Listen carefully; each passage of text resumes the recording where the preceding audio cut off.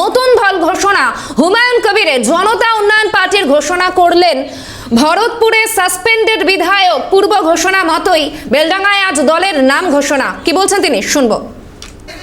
মাননীয় মুখ্যমন্ত্রী, আমি কংগ্রেস দলের 70 রেজিনগরের বিধায়ক ছিলাম। আমার টার্মস নিশ্চয়ই 5 বছরের জন্য আমাকে মানুষ ভোট দিয়েছিল। মুকুল রায়ের মাধ্যমে রাইটার্স বিল্ডিংয়ে সেদিন মমতা বন্দ্যোপাধ্যায় আমাকে ডেকে পাঠালেন। আমি বিধানসভার ফুড কমিটির চেয়ারম্যান ছিলেন বজবজের এমএলএ অশোক দেব, তার সঙ্গে মিটিং করছিলাম। ঠিক সোমবার 12/11/2012 মুকুল রায় আমাকে তার লালবাতিওয়ালা গাড়িতে বিধানসভা থেকে তুলে নিয়ে আমাকে রাইটার্সে নিয়ে গেলেন। রাইটার্সে মুখ্যমন্ত্রী সবসময় কাজে ব্যস্ত থাকেন, তিনার অনেক ব্যস্ততা। তার মধ্যে দিয়ে আমাকে 35 মিনিট সময় দিলেন এন্টি চেম্বারে। উনি আর ওনার সেক্রেটারি গৌতম সান্যাল আজও আছে তার পিছনে। গৌতম সান্যাল আর আমি আর উনি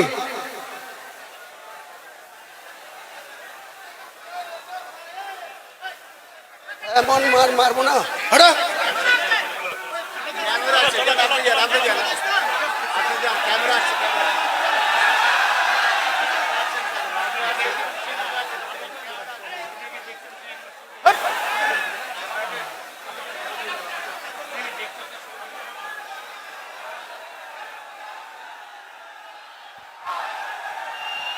তো আমি সেদিন মমতা বন্দ্যোপাধ্যায়ের সঙ্গে কোনো কিছু চাইনি, মন্ত্রী হতে চাইনি। আমি বলেছিলাম আমি কংগ্রেস দলের বিধায়ক। উনি 2011 সালে উনি কংগ্রেসের সঙ্গে জোট করেছিলেন। উনার দলের প্রার্থী জিতেছিল 182, কংগ্রেস 65টা সিটে লড়ে 42 জন। 42 জনের মধ্যে আমি হুমায়ুন কবির 70 রেজিনগরে ছিলাম। আর এই মুর্শিদাবাদে মমতা ব্যানার্জির দলের একটা মাত্র প্রার্থী জিতেছিল 2011, সাগরদিঘি সুব্রত সাহা, তাও আর মাত্র 48,000 ভোট পেয়ে। কেন 48,000 ভোট পেয়ে জিতলেন? তার এগেইনস্টে 3টে মুসলিম প্রার্থী ছিল। একজন নির্দল না, আসামের আজমল সাহেবের পার্টির প্রার্থী ছিল, একটা সিপিএম ছিল, একটা কংগ্রেস ছিল। চুপেন একটু থামুন, আমি আধ ঘন্টায় বলে শেষ করে দেবো। সবাই একটু থামুন, সবাই থামুন, কথা বললে আমার অসুবিধা হচ্ছে, চুপচাপ থাকুন। তো সেদিনকে মাত্র 48,000 ভোট পেয়ে এই 22টা বিধানসভার মধ্যে সাগরদিঘি বিধানসভাটা তৃণমূল পেয়েছিল। তাহলে তৃণমূল নামক দলের কি শক্তি ছিল মুর্শিদাবাদ জেলায়, আপনারা একটু ঠান্ডা মাথায় চিন্তা করুন। বাংলার মুখ্যমন্ত্রী হয়েছেন, কিন্তু এই মুর্শিদাবাদে আজকে যিনি বেলডাঙ্গার এমএলএ, আজকে যিনি রেজিনগরের এমএলএ, 2011-তে এদের কোনো এমএলএর কন্টেস্টিং তালিকায় না কংগ্রেসে না তৃণমূলে কোনো পার্টির সঙ্গে কোনো এরা তালিকাভুক্ত ছিল না। বেলডাঙ্গায় কে ছিল? শফিউজ্জামান। রেজিনগরে কে ছিল? হুমায়ুন কবির। রানীনগরে কে ছিল? ফিরোজা বেগম। মুর্শিদাবাদে কে ছিল? শাউনি সিংহ রায়। রঘুনাথগঞ্জে কে ছিল? আকরুজ্জামান। ফারাক্কায় কে ছিল? প্রায়তো মইনুল হক। এইরকম করে আমরা 22টা সিটে লড়ে 14টা জিতেছিলাম। আর যে লেমফোর্ড, যে মার্ক্সবাদী কমিউনিস্ট পার্টির নেতৃত্বে 13 জোটের প্রার্থী 34 বছর সরকার চালিয়েছিল, তাদের মাত্র 7টা সিট জিতেছিল।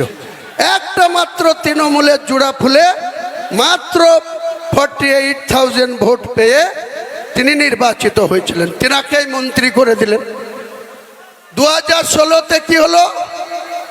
যে হুমায়ুন কবির 2012-তে বিনা শর্তে কোনো কন্ডিশন ছাড়াই নিজের বিধায়ক পদটা তুচ্ছ করে দিয়ে মমতা বন্দ্যোপাধ্যায়ের উপরে আস্থা ভরসা রেখে মুকুল রায় আমাকে ওনার চেম্বারে ঢুকিয়ে দিয়ে বাইরে চলে আসলেন। সাক্ষী শুধু তার গৌতম সান্যাল আর তিনি নিজে। আমি আজকে আবার একবার মমতা ব্যানার্জিকে চ্যালেঞ্জ করছি, আপনার যদি সত্যি কথা বলার মানুষের কাছে সৎ সাহস থাকে, তাহলে আপনার প্রিয় চ্যানেল 18 একদিন আপনি বসুন, বিশ্ববাবু মজুমদার বসবে আর আপনি বসবেন আর আমি বসবো আমি। আপনি বাংলার মানুষকে কতটা মিথ্যাচার করেন সেদিন প্রকাশ পাবে, বাংলার মানুষ দেখবে, ভারতবর্ষের মানুষ দেখবে যে আপনি মানুষকে ইউজ অ্যান্ড থ্রো, কাজের সময় কাজী আর কাজ ফুরালে পাঁচি। কতদিন আপনার এই শক্তি থাকে?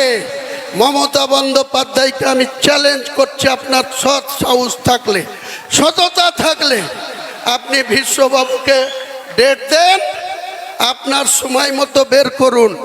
আমাকে ডাকলেই বিশ্ববাবু মেসেজ দিলেই আমি কলকাতায় চলে যাব, স্টুডিওতে বসবো।